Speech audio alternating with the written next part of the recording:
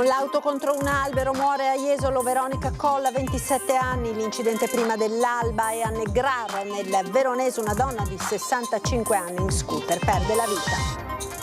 Il bambino di 5 mesi si è viziato dal papà mentre è ricoverato in ospedale a Padova. Il sospetto degli inquirenti è che il 22enne volesse renderlo invalido per beneficiare di un sussidio. Convalidato l'arresto del 34enne che ha seminato il panico all'ospedale di Cittadella. Nell'interrogatorio l'uomo ha raccontato la sua versione dei fatti, confermata la custodia in carcere. Sfonda la porta di casa della ex e la picchia, 47enne arrestato dai carabinieri. Ancora un caso di codice rosso, è accaduto a Schio. Inchiesta Palude, dopo oltre 3 mesi di carcere concessi gli arresti domiciliari all'ex assessore comunale Renato Boraso. Intanto il sindaco Brugnaro, consigliato dal suo legale, si avvarrà della facoltà di non rispondere. Pesanti disagi anche in Veneto per lo sciopero generale convocato dopo l'accoltellamento di un capotreno a Genova. A Treviso sportelli chiusi, tutti i treni cancellati per 8 ore. Mattinata di tensione in un cantiere edile a Padova. 3 operai salgono per protesta su una gru, chiedono il pagamento degli stipendi. La cronaca della giornata. Si intitola Cancellazione gratuita, la nuova sitcom al via su Antenna 3 venerdì 8 novembre alle 20:10. Protagonisti i 2 attori trevigiani Igor Barbazza e Davide Stevanato.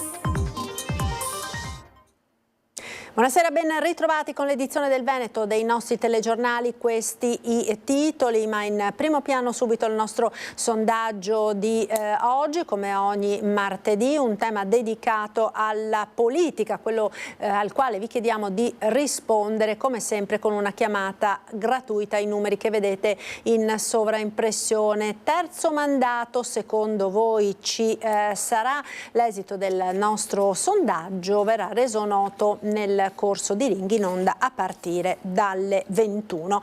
La cronaca ora con l'ennesima tragedia della strada che si è verificata nella notte a Jesolo, a perdere la vita una ragazza di 27 anni. Una rosa rossa è stata deposta sul tronco scorticato del pino marittimo contro cui ha perso la vita Veronica Colla. La giovane 27enne, mentre ricasava alle 4 del mattino, ha perso il controllo della sua Smart in via Martin Luther King e si è schiantata contro questo albero. L'impatto, avvenuto ad alta velocità, ha disintegrato l'auto e spezzato per sempre la vita della ragazza. Le prime informazioni indicano che si è trattato di una fuoriuscita autonoma senza il coinvolgimento di altri veicoli. Una decina di metri prima dell'impatto, la sua auto è salita inspiegabilmente sul cordolo che divide i 2 sensi di marcia. L'auto è poi, senza controllo, piombata sull'albero. Nessun segno di frenata è visibile sull'asfalto. È probabile che la ragazza abbia avuto un colpo di sonno o un malore che solo l'autopsia potrà stabilire. I vigili del fuoco e il personale del SUEM sono intervenuti rapidamente, ma purtroppo non hanno potuto fare nulla per salvare Veronica, figlia di Roberto Colla, un noto agente immobiliare di Jesolo. La sua morte ha sconvolto i numerosi amici della ragazza che lavorava come barista in città e l'intera comunità di Jesolo. Una perdita per tutta la nostra comunità, noi ci stringiamo intorno alla famiglia. Sul posto i vigili urbani assieme ai carabinieri hanno messo in sicurezza l'auto, deviato il traffico ed eseguito i rilievi del sinistro. Le operazioni di soccorso si sono concluse alle prime luci dell'alba. Alcune persone, scosse per quanto accaduto, si sono fermate sul luogo dell'incidente per rendere omaggio alla giovane donna. Mi dispiace tantissimo per il fatto, perché tutti quanti abbiamo i figli. Veronica Colla lascia 2 sorelle gemelle, Giorgia e Gloria, e i genitori Sara e Roberto. La data del funerale sarà stabilita una volta che la salma verrà dissequestrata per le indagini in corso. Una donna di 65 anni ha perso la vita questa mattina a San Pereto, frazione di Negrar di Valpolicella, in via Capaletta. La donna era in sella ad uno scooter, è morta scontrandosi con un camion. Inutili tentativi di rianimazione, la donna è deceduta praticamente sul colpo. Abitava poco distante dal luogo dell'incidente.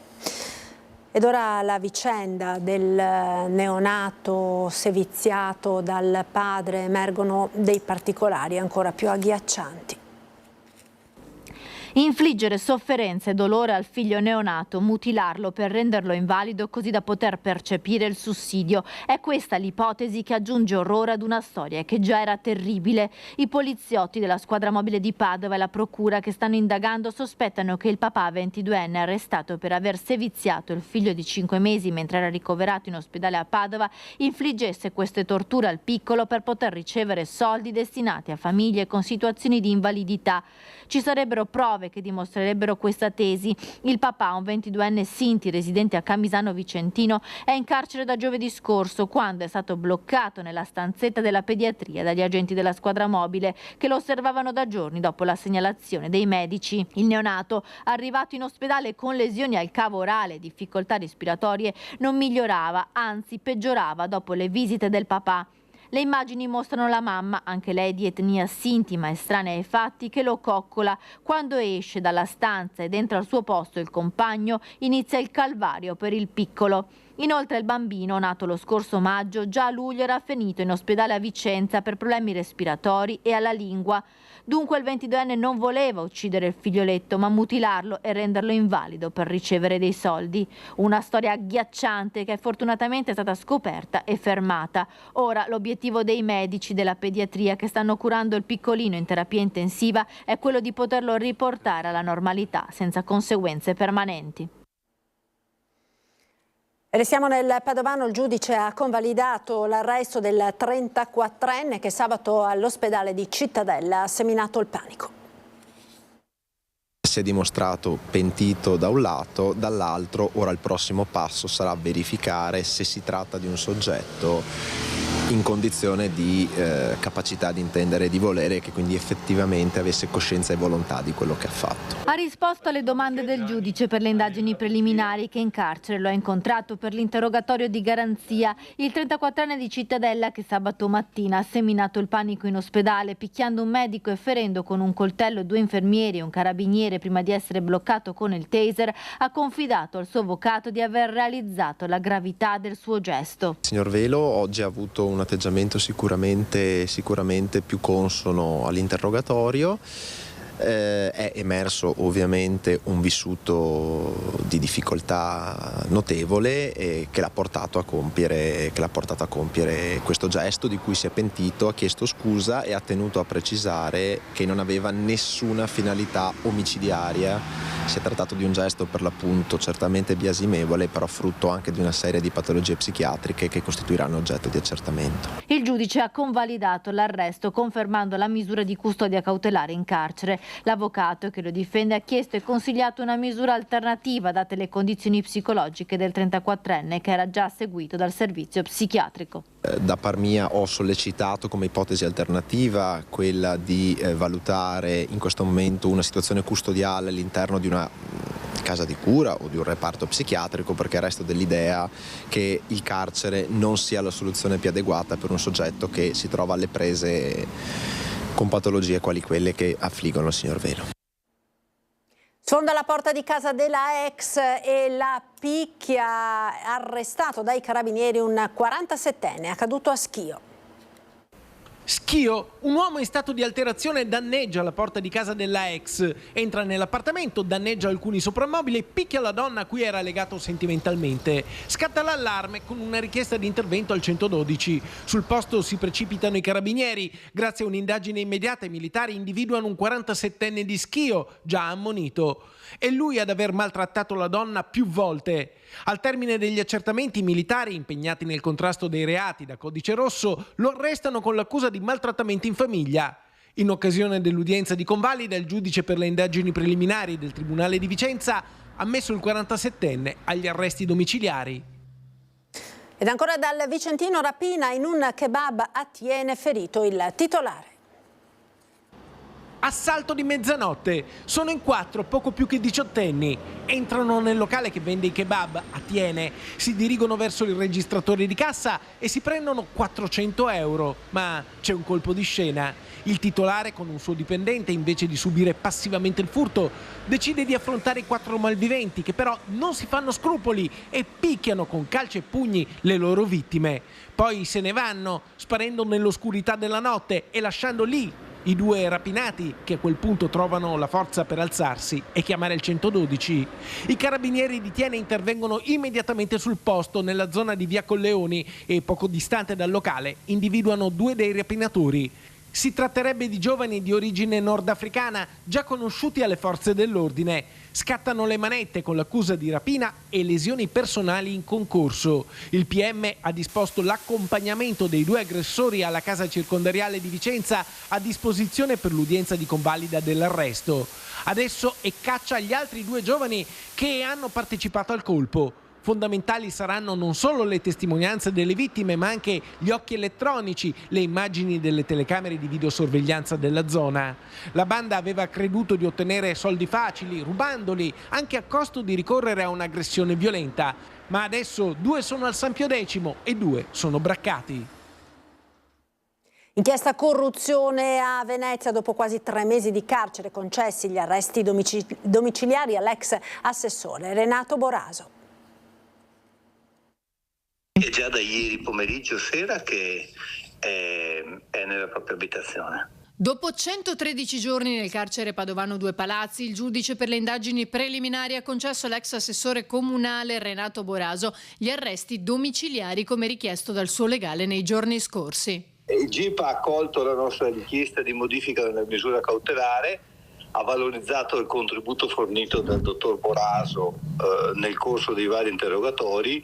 Ovviamente c'è soddisfazione per l'adozione di un provvedimento che almeno io ritengo assolutamente coerente con gli sviluppi del procedimento penale. L'avvocato Pauro aveva portato come motivazione per la richiesta dei domiciliari, per cui invece la procura aveva dato parere contrario, le 40 ore di interrogatorio sostenute nei mesi scorsi da Boraso e le sue complicate condizioni di salute. Una perizia disposta dal GIP infatti aveva evidenziato un importante rischio di infarto. Boraso era l'unico ancora in carcere dal 16 luglio scorso nell'ambito dell'inchiesta Palude.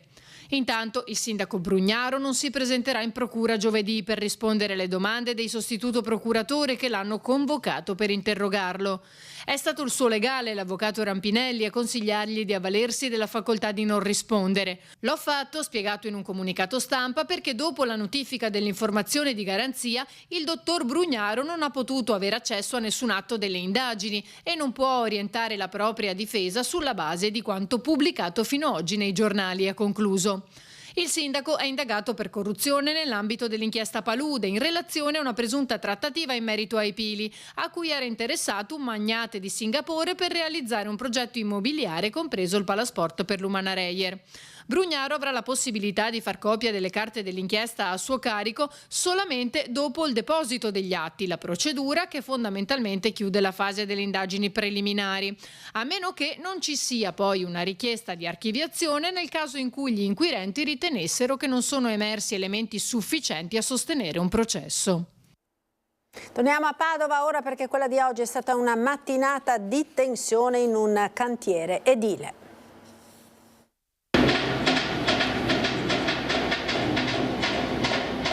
La situazione purtroppo è esplosa questa mattina, però diciamo che era da un po' di tempo che fermentava perché i lavoratori rivendicano delle mancate retribuzioni. Uno dei nostri capicantiere ha visto persone scavalcare e prendere possesso, diciamo, fare casino. Cronaca di una giornata di tensione in un cantiere edile di via Santa Eufemia, pieno centro di Padova, dove 3 operai sono saliti per protesta su una gru, rimanendoci per alcune ore. In mezzo l'intervento di polizia e vigili del fuoco.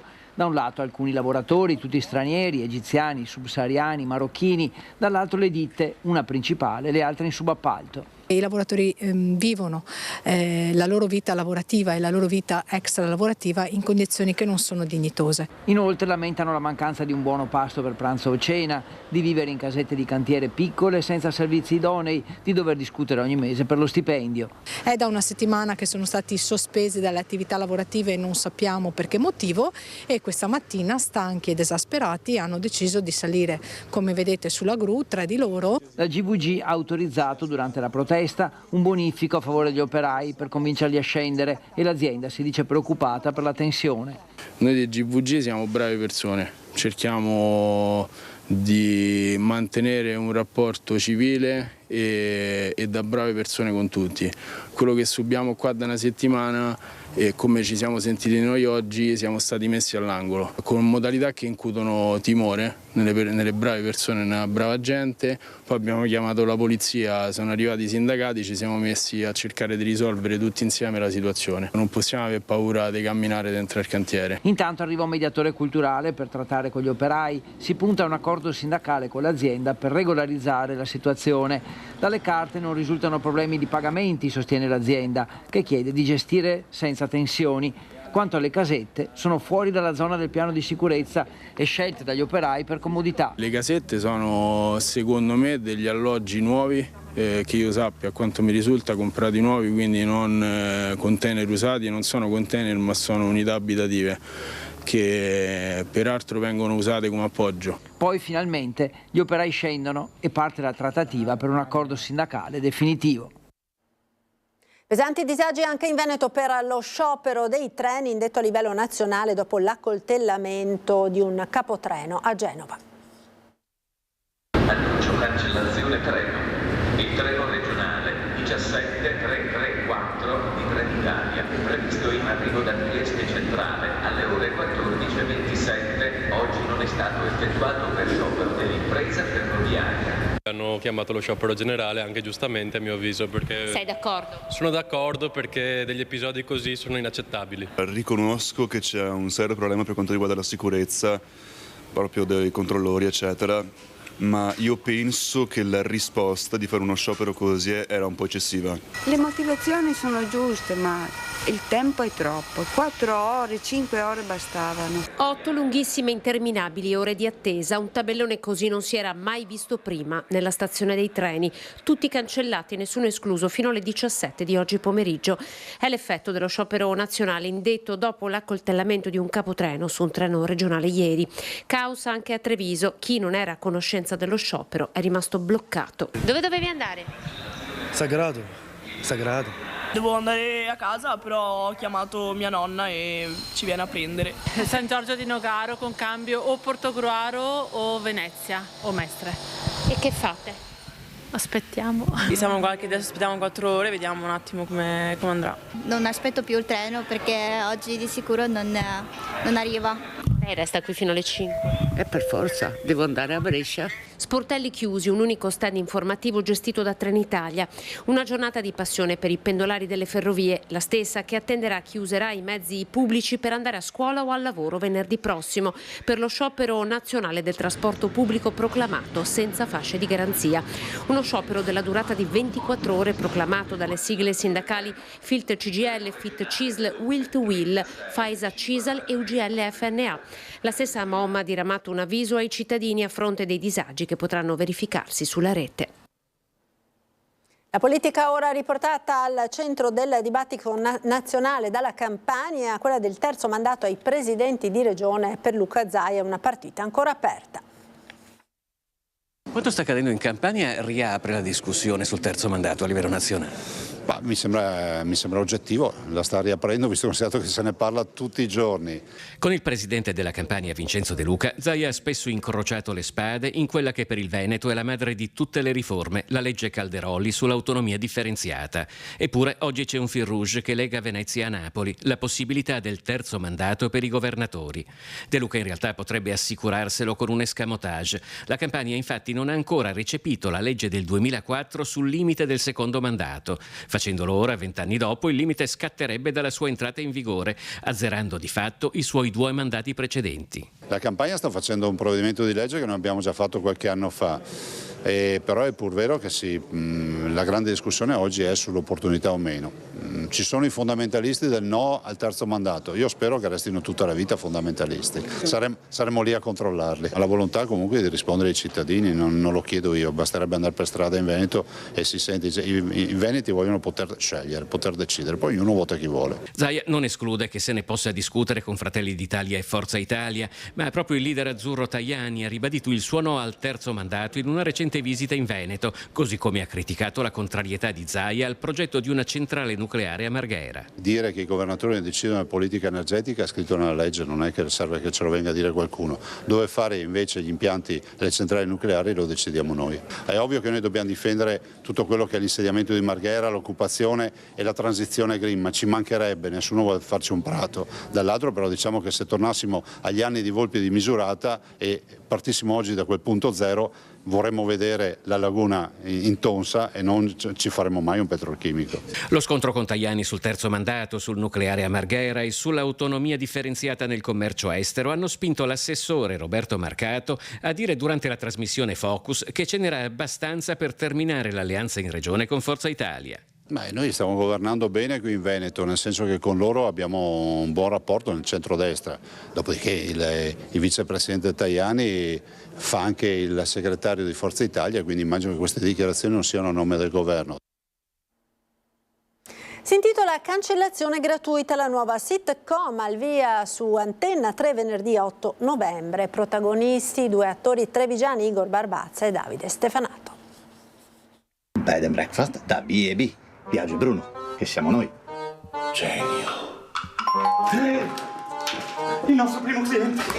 Risate e divertimento con Cancellazione gratuita, un format leggero e divertente in onda da venerdì 8 novembre alle 20:10 su Antenna 3. La sitcom vede protagonisti 2 attori trevigiani, Igor Barbazza e Davide Stefanato, nel ruolo di 2 fratelli impegnati nella gestione di un B&B.